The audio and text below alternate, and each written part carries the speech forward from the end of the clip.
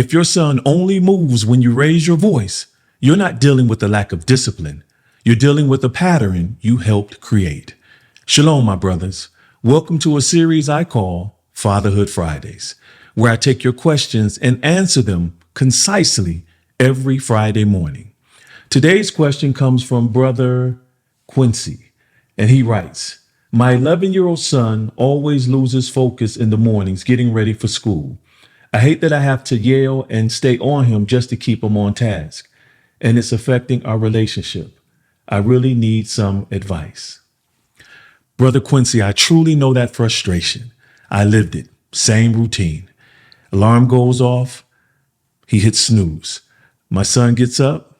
He's slow to move, easily distracted, bed not made, pajamas on the floor, stalling in the bathroom, no urgency at all. And because of that, he misses breakfast, starts his day mentally behind, and now I'm frustrated before my day even begins. So what do we typically do as fathers? We raise our voice, because in that moment, yelling feels like control. But my brothers, it's not. Research shows us that children who are regularly yelled at are more likely to develop anxiety, lower self-esteem, and increase behavioral problems, even when there is no physical discipline involved. Some studies have even shown that repeated verbal aggression can impact brain development in areas tied to emotional regulation. So while yelling may get quick compliance, it directly damages long-term formation. It doesn't build discipline, it builds emotional instability. It teaches your son, I don't need to move until things get intense. And you wonder why parents often say, why do I have to get upset before you do what I say? Now, here's the part most fathers don't want to accept. It wasn't my son that was causing the problem in the mornings. It was me. Or more specifically, it was how I was leading him, or should I say, training him. For it is written in Proverbs chapter 22, verse 6, train up a child in the way he should go, and when he is older, he will not depart from it. So it was me, my brothers. I'm the father. I'm the leader. I'm the teacher. I'm the trainer. So why is he not prepared for his day?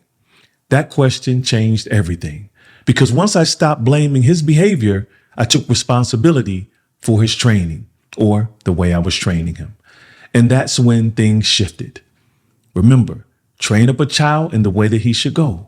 Not pressure him, not yell at him, but train him. And training requires presence, my brothers, consistency and structure. So I changed my approach, and it started the night before. Shower, done. Clothes laid out for the next day, done. Then I changed me. I started waking up earlier, not just to prepare for my day, but so that I would be prepared to lead his. Once I was completely ready for work, I would stand outside his bedroom door just before his alarm went off. And when it did, I didn't walk in frustrated. I turn on the light, walk in calm, but with presence, and say, good morning, son. I hope you had a good night's sleep. It's time to get ready for school. Then I gave him structure. I set a timer on my phone and made up a game. Son, let's see how fast you can make your bed, put your clothes away, brush your teeth, wash your face, put deodorant on, and get dressed. And I want you to do this all without becoming anxious. That's the key right there, my brothers. Do you see how I shifted to teaching, training, and transforming? Not yelling, not frustration, not anger. And within weeks, he improved. He would do everything within 5 to 10 minutes. And after he was dressed and ready for school, I would have him come into the kitchen to eat breakfast, organic oatmeal and fruit that I would make for him every morning. Now he starts his day with fuel and not frustration. And that really mattered, my brothers, because research shows us that breakfast improves a child's focus, memory, and overall performance in school. Now, did my son digress some mornings? Absolutely. But here's the difference.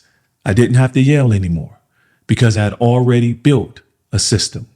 I only needed to remind him of the expectations that were set. Here's something I want every father watching to remember. If you don't train your son with structure, you will try to control him with emotion. And my brothers, every emotion is fleeting, but structure is what stays. Brother Quincy and every father watching this video, your son doesn't need a louder voice. He needs clearer direction. He needs to see what discipline looks like before you demand it from him. Because one day he won't hear your voice in the morning. He'll remember your training. For it is written, train up a child in the way that he should go, and when he is older, he will not depart from it. Brother Quincy, I hope this helps you. And to every brother and father watching, I hope this helps you too. If any of you have fatherhood questions you want me to answer on Fatherhood Fridays, drop it in the comment section below. I'm going to keep these concise, direct, and practical, and also rooted in truth, so that you can lead your home with clarity and not chaos. If this Fatherhood Friday was helpful to you, hit that subscribe button and turn on notifications so that you won't miss the next one. Until next week, my brothers, keep praying and keep striving to be the comprehensive father every child needs. Shalom.